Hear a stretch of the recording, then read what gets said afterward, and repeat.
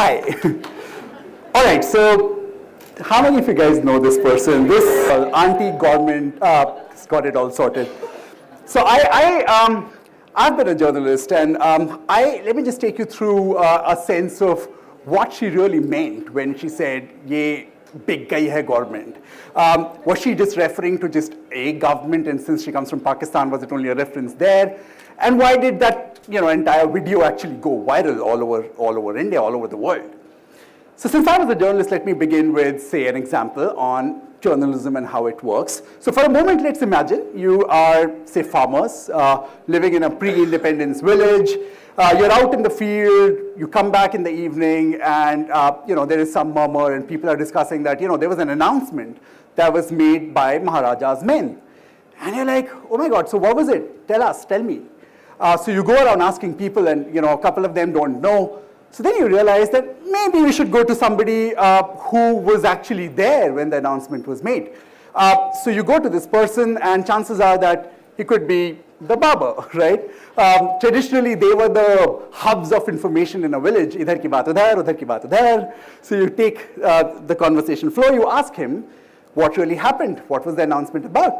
And they tell you, the Maharaja has announced that the taxes are doubled. Duguna lagan. And you're like, oh, that's not fair. What do we do about that? And things, and then what you do, the things you do that we'll come to later, but you decide that, okay, this Power is a good guy. He's given me right information. You ask other people around and you verify and you realize that, okay, he was giving me the right story. I can trust him. Then you go on with life, other things happen, maybe some other announcement. Next time, the announcement happens, and, this time the Maharaja has got his senses back. He's like, okay, not duguna, but just dere guna 1.5 times. So you're like, okay, at least we're moving forward. And you thank him. You go around to the barber, you thank him for giving you the right information. So that really brings us to the larger question of, whether news has existed before all these newspapers and these television channels and all these, mobile phone information that we keep getting on WhatsApp messages.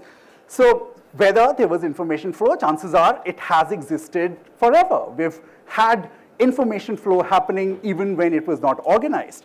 In fact, even our mythology suggests that, there have been characters who've been taking information back and forth, some very famous people too.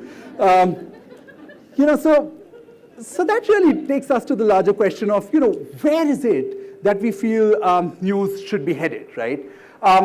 And sharing of information has organically really evolved over the last few centuries. We've seen how some people take the initiative, they create their newspapers.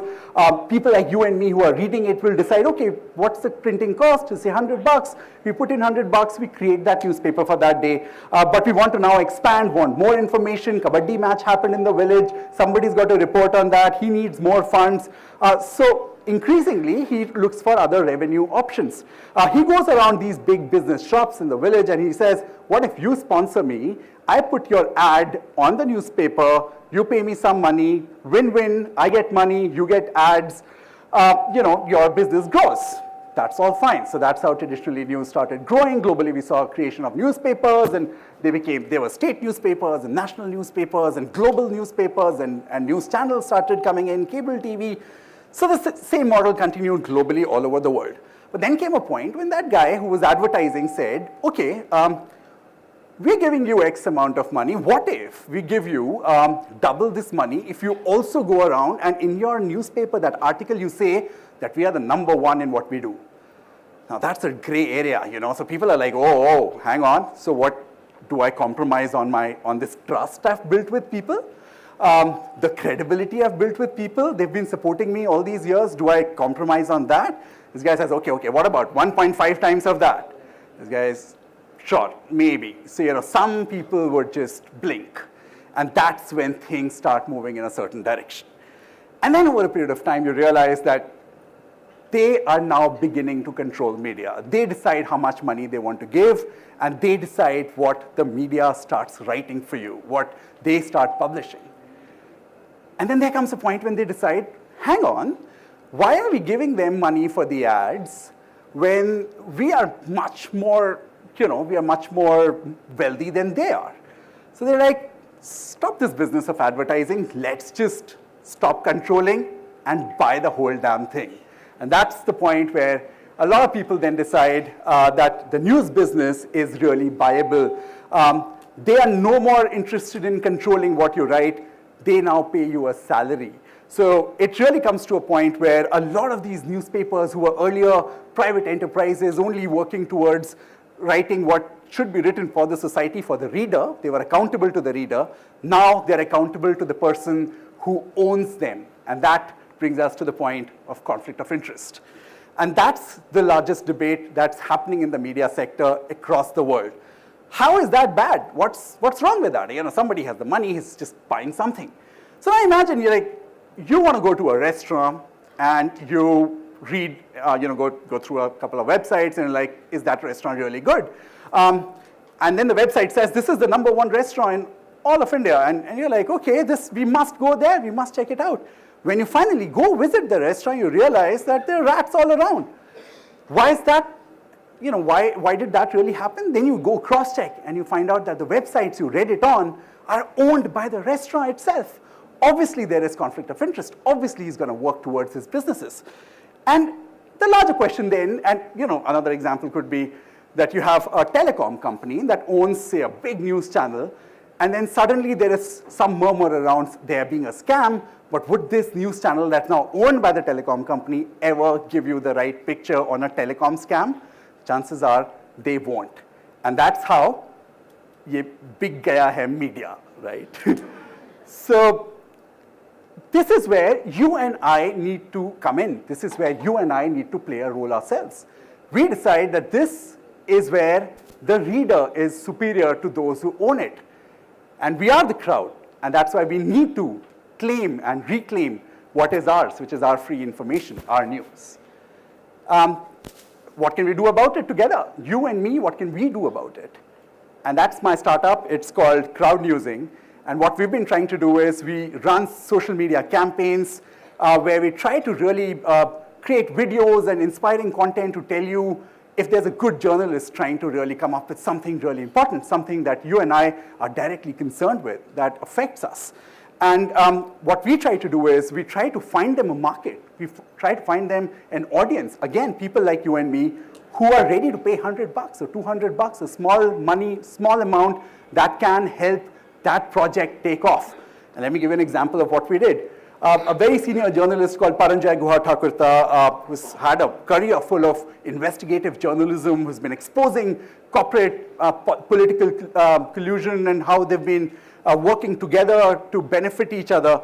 And he's been somebody who's been working on those things. After a point, a lot of the news organizations are not able to hire him. They're not able to afford him because they feel this is a person who attracts a lot of trouble.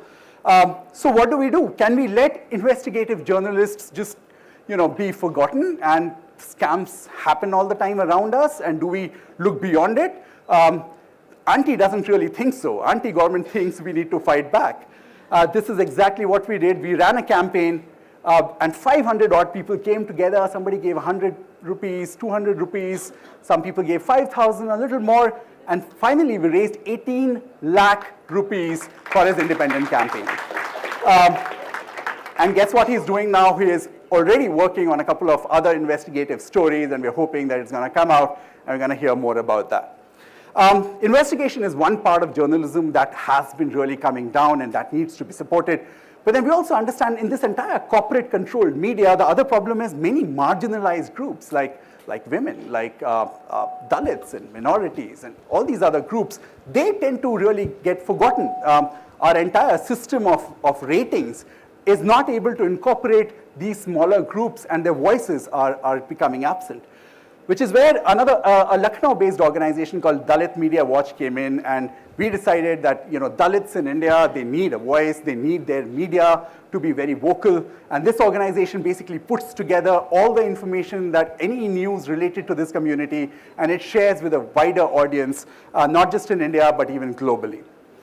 Then came a point where we realized that news is one part of fixing things, right? So you and I, we know being good is good. We know being transparent is good. We know paying our taxes is a good thing. We know clean money is a good thing.